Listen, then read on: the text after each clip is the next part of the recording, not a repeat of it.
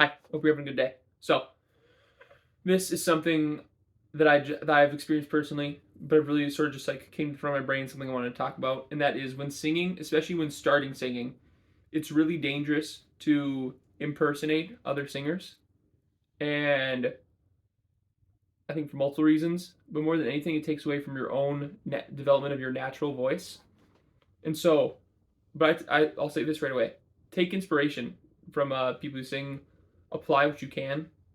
Like, what do they do when approaching certain? I mean, not all artists. Some artists don't have good vocal technique or healthy technique, but they're just really good still somehow. But for the average person who wants to be good at singing, um, don't imitate or copy the way people sound. I had this problem.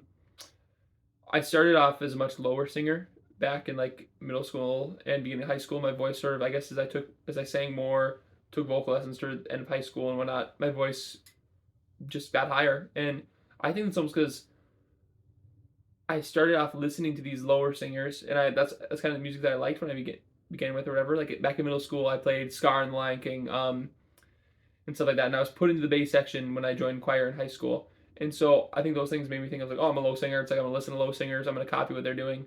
And the thing is, too, a lot of potentially lower singers are older singers too.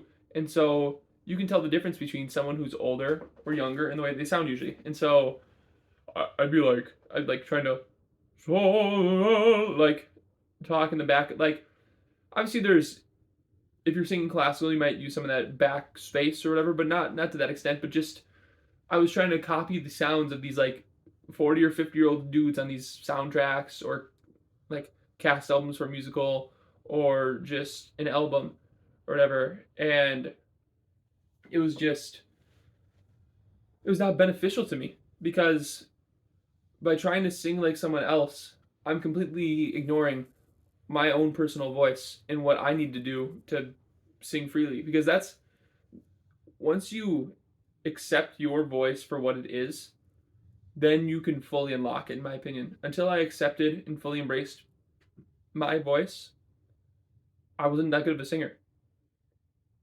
And I'm still not some like perfect superstar singer, but I've in the past couple of years just improved so much. And that's because I've just been me and saying me.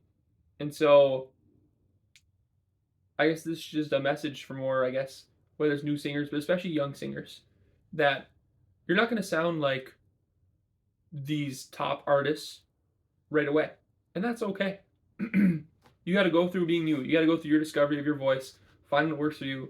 And what makes you you is what makes you stand out. And people always say that, but it's like, it's so true. It is so true. Once you experience, like, I have recordings of me trying to sound like somebody else. That's not, and it wasn't good. And now I have ones where it's like, I'm me. And I'm like, okay, that's a singer. That's Ethan. He can sing, but only recently after embracing natural voice. And so I guess a good book for this is, oh geez, hopefully I'm gonna remember this right. Is either Freeing or Unlocking the Natural Voice by I think Kristen Linklater. And it's a pretty good one.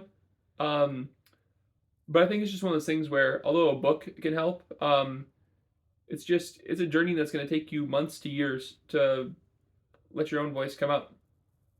But once you do, you'll most likely gain range. You'll gain freedom in your upper range, especially, is what I experienced. And you'll just enjoy singing more. And so this is just a little thing I wanted to talk about, get out of my brain, get to hopefully someone, if anybody sees this, hopefully someone sees this who needs to hear this or will be beneficial to them in any way. So thanks for your time. I hope you have a great day. Bye.